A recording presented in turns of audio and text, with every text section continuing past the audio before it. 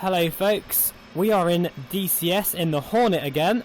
I'm just starting it up from cold and dark, and I just thought I'd test out the microphone. We're actually inside the headset now. I can't tell you how clear and crisp everything looks. It's a massive improvement, even though it's the same resolution as the G1. Pretty incredible. Right. Anyway, let's concentrate. Now the head tracking on this thing is so much better than it used to be. There's been a few times in the past with the G1. In fact, let me just shut this so I don't have to shout. That would help, wouldn't it? There's been a few times whilst inside the G1 where I'll look around the cockpit, and you have to do that in the F-18, like down here. That would make my view go all crazy, because to the left here I've got a massive wall. And I'm actually recording this with no lights on, well, apart from a bit of normal natural light, on purpose to see how well it handles it. So far, so good. Right, anyway, we'll clear that caution and get our alignment going. Yeah, this feels great.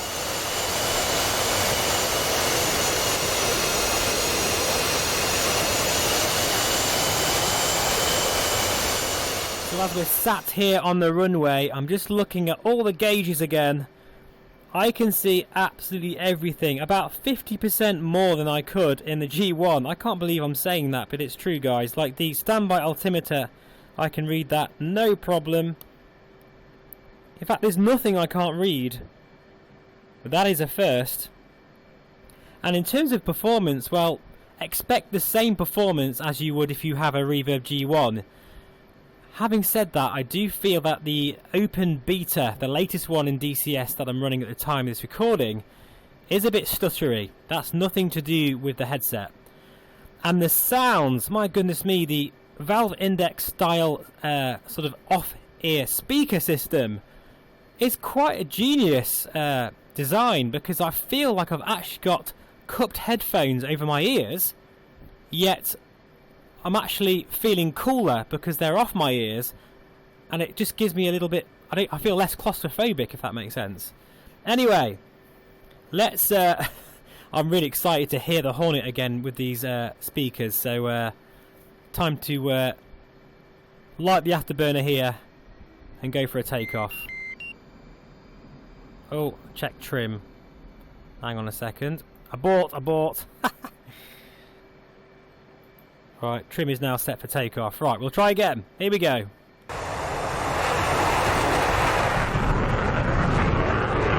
Wow, wow, and wow.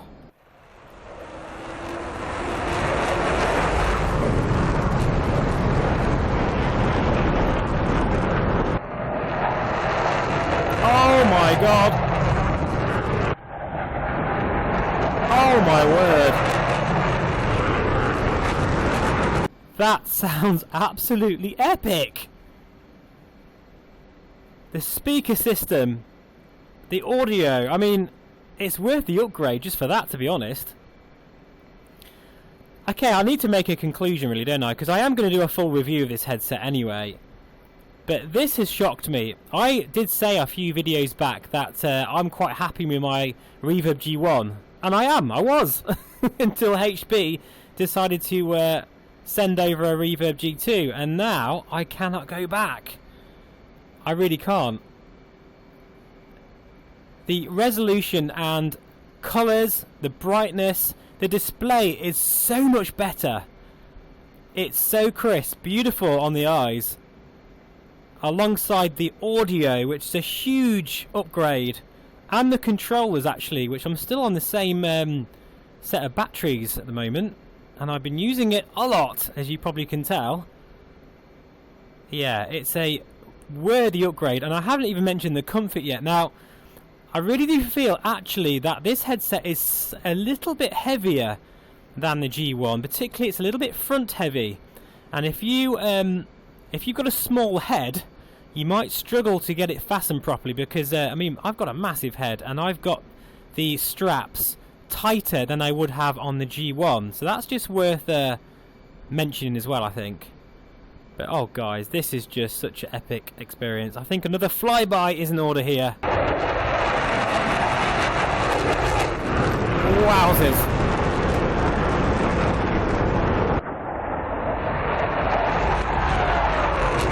Oh, this thing is just an absolutely beautiful aircraft. I think I said this before, it feels like it's alive, like it's living inside your computer. And now I feel like I'm experiencing that immersion all over again.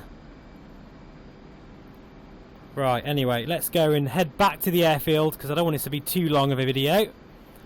But I mean, really, it's quite an incredible conclusion, really, guys, that I wasn't expecting to say. That this is a fantastic upgrade. It's more comfortable. The audio is far better. The display is just completely, like, blow me away. It honestly feels like I've got my super sampling turned up in the G1. The sweet spot is so nice that if I just leave my view centered there, I can read all of what I can see now just by moving my eyes. And if I move my head, even slightly, it's just, yeah, a pleasure to look around the cockpit. Even that map, which before was tricky to view, I mean, the green text is still a little bit funny, but I think that's the map itself. Altitude. But I can read that much better than before, without a doubt. There is nothing I can't read in this headset so far. My goodness me, guys, what an exciting time for VR. Absolutely incredible. We are very lucky to be living in such times. This is the headset. This is the new leader, guys. The HP Reverb G2.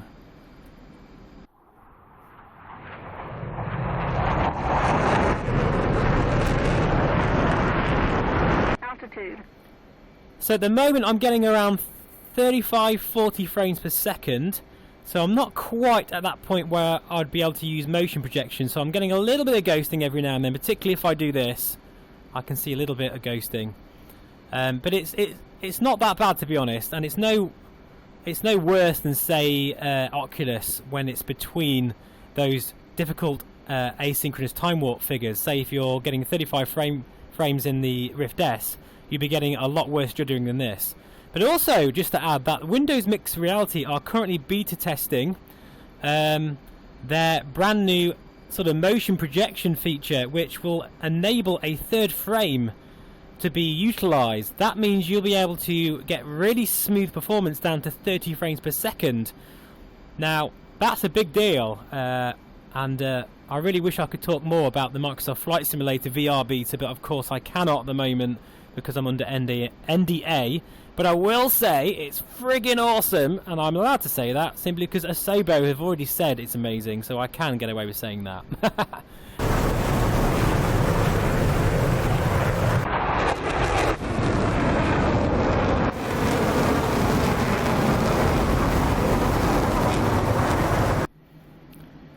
Oh, this bird. It's a pleasure to fly, even if you just mess around with it, let alone do any missions. And when you do a proper mission in this thing and you really study what you have to do and you come back home safe and sound, there's no better rewarding feeling. Alright, let's just check then. Everything's all in order. That's beautiful. Sounds are just so gorgeous. We'll trim this baby up now. There we go. And we'll go full flaps. We are quite high, but that's fine. Yeah. And by the way, guys, another thing that I often get asked, can you see things far away, sort of distant objects? Yes, I can. This is the best headset I've used to date when it comes to distance. I can really see those buildings really far away. Now, I haven't done any dogfighting yet, so that'll be a separate test. And I'll also be using IL-2 for that. But I don't really have any major concerns, guys, that's for sure. Now, just to say, there is a little bit of... you can see the rings a little bit if you look at a white background. So it's still there very slightly, but honestly, it's hardly worth mentioning because you just don't notice it. It's nowhere near as bad as it used to be. Right, I'm not expecting the most spectacular landing here, but I shouldn't really flare, but I'm going to. Oh, that was a bit hard, but that'll do. We're down. That's the main thing.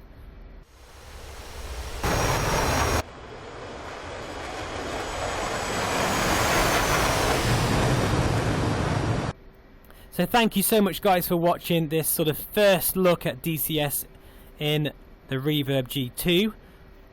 I'm really trying my hardest to get content out as much as possible because I know that you're all eagerly awaiting your pre-orders, and I really hope that soon you'll be able to experience everything that I'm talking about. It's all very well talking about it, but really until you experience it yourself, it's just you will never understand how incredible this is. But every time I look at that cockpit, it's just unbelievably clear, and the sounds, the comfort, it's all come together. Anyway, speak to you soon. Take care.